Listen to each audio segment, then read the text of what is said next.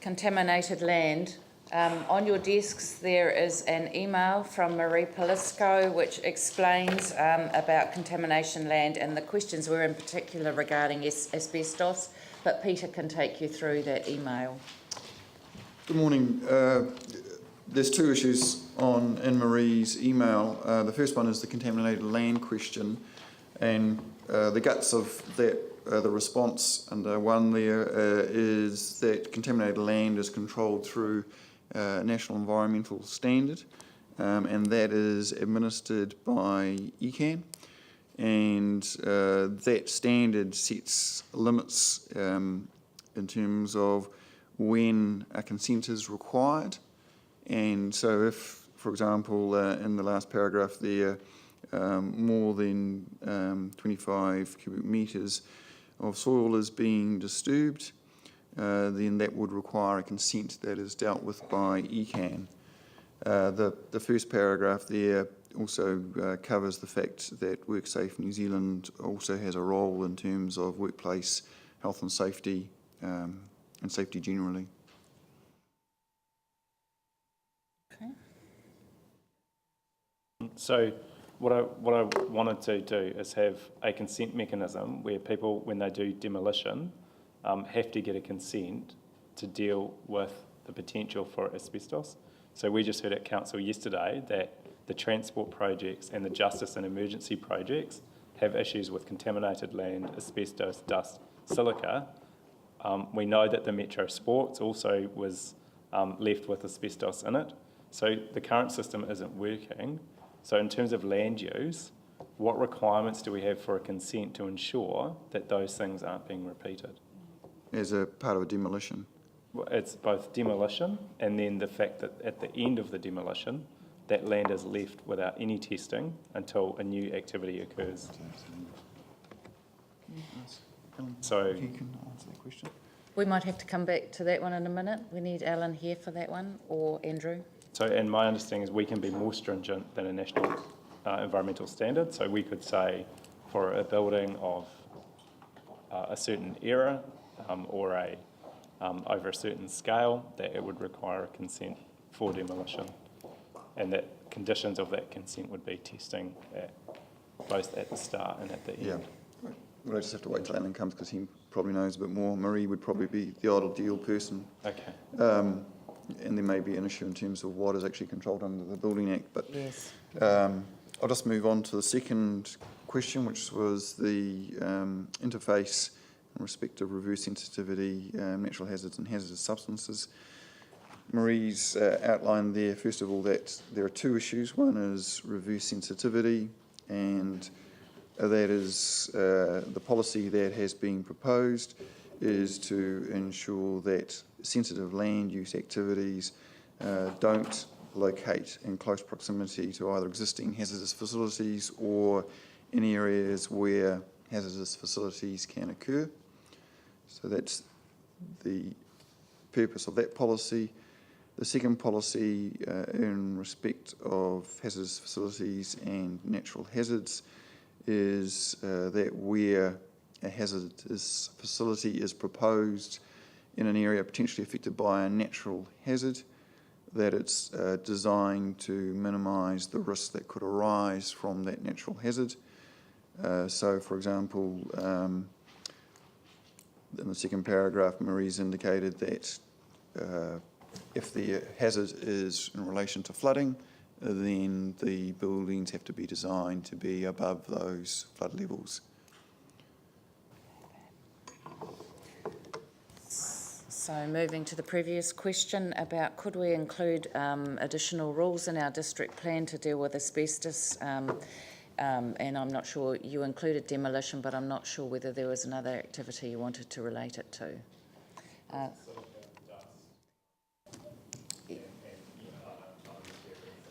The problem is that, I mean, some buildings obviously under our circumstances, have been demolished, and while they're being demolished or after they've been demolished, it's been found they had asbestos. So, but there are buildings of a certain age that you'd kind of know to test, wouldn't you? So I think the point that Yanni's making is a good one, which is is there something that we can write in our rules that before you apply for before you demolish, or is it just simply a resource consent requirement that we have to put in, not so much in our district plan rules, but as you know, I don't know, which is the right place to do it? Because I think Yanni's raising a good point.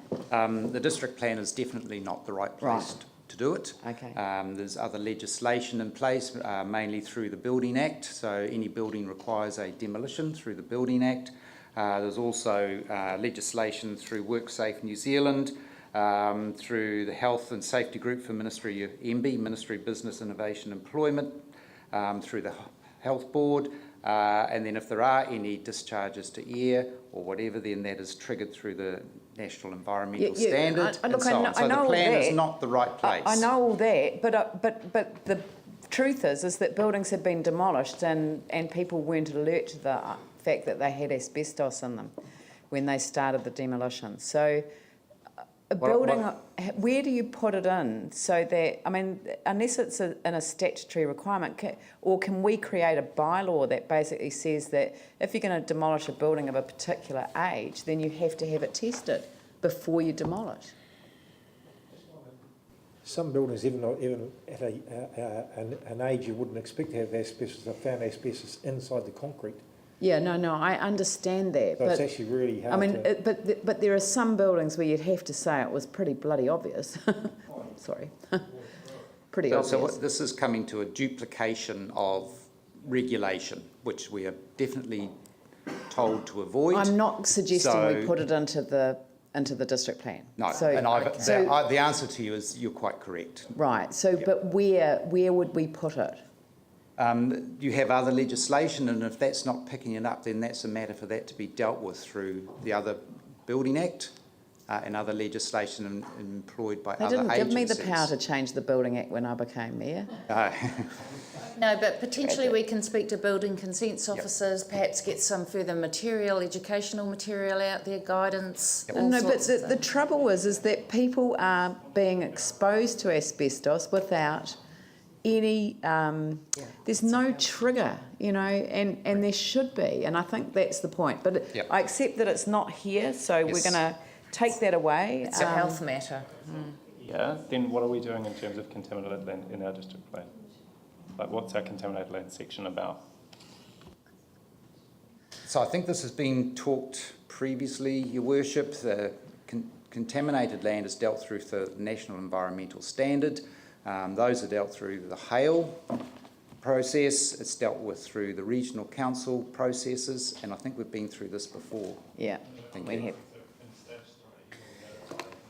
Chapter, sorry, probably in my papers somewhere, but what are we actually notifying in terms of contamination? Sorry, I thought it was stage 2.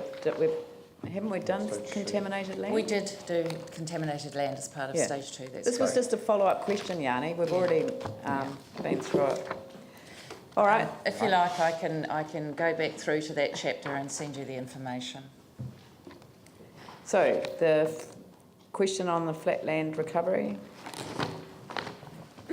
Yes, you asked whether or not there would be the ability for council to do works along the banks of streams to improve stormwater issues and provide for the ability to remove stop banks if necessary. Yep. So I had a check through the provisions of the chapter at that time, and I also had a look at the utilities chapter, which had a rule permitting the installation of stormwater infrastructure as a permitted activity. So what I've done is use that same rule and put it specifically into the specific purpose flatland recovery zone chapter, so that it's very clear that it says the construction, maintenance and operation of structures for the conveyance, treatment, storage or detention of water, stormwater, land drainage water by the Christchurch City Council or network operator is permitted. That's good, but what about wetlands?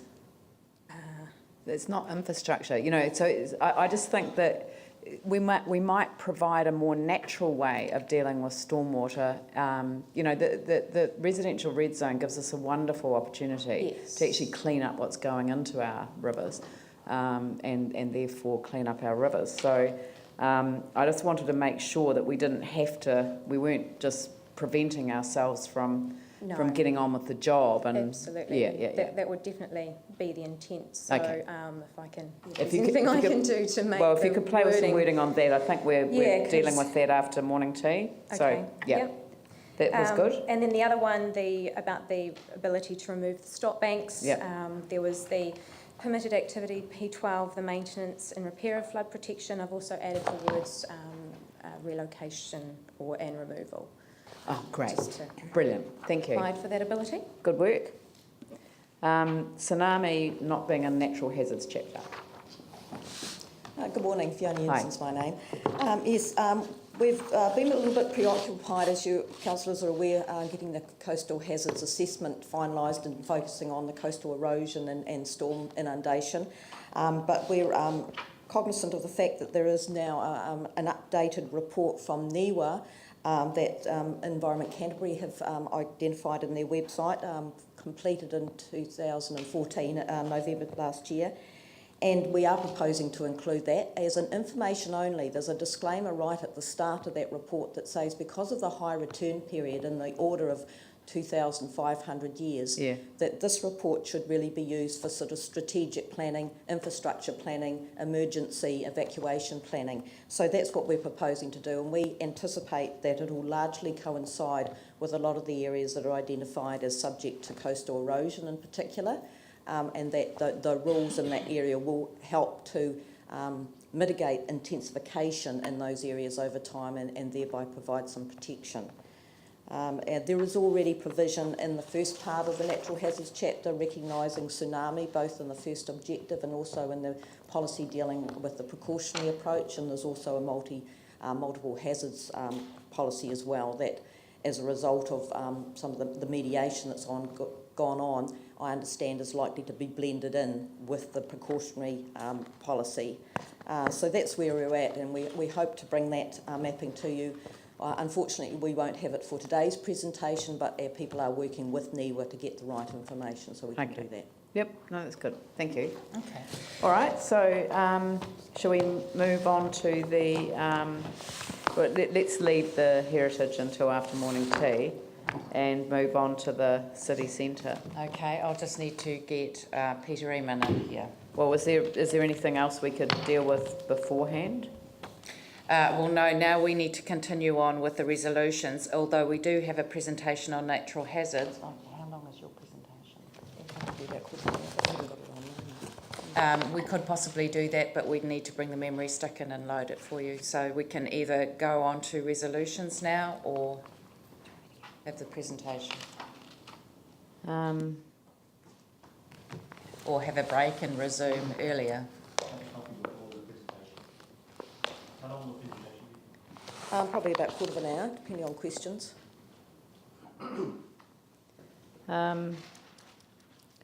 Well, the morning tea won't be out there yet, that's all. Oh, right. Okay, so would you like the presentation? There's one remaining presentation that you haven't seen, and that is on the natural hazards. Okay, all right. Well, how long will it take to get the... It could take 5 minutes or so to get the stick up and everything. 5 minutes? Yep, all right. So we'll take a quick 5-minute break. And one thing I would add for the councillors and for your benefit, Madam Mayor, is that we have decided to send out, we are able to send out letters to the landowners that have any proposed scheduled item on their land with their, it's either an assessment or a statement of significance about that site. You were concerned that they wouldn't know until the time of notification when they received a directly affected party letter. So we can do that in the next few weeks, not as a directly affected party letter, because obviously the stage 3 chapters have to go to the ministers, but just with the assessment, the report behind why their item is on the proposals. yeah, I think, I mean, I really, really appreciated the breakdown. I thought it was much easier to kind of, you know, get an overall picture of where things were going, so that was great. But I didn't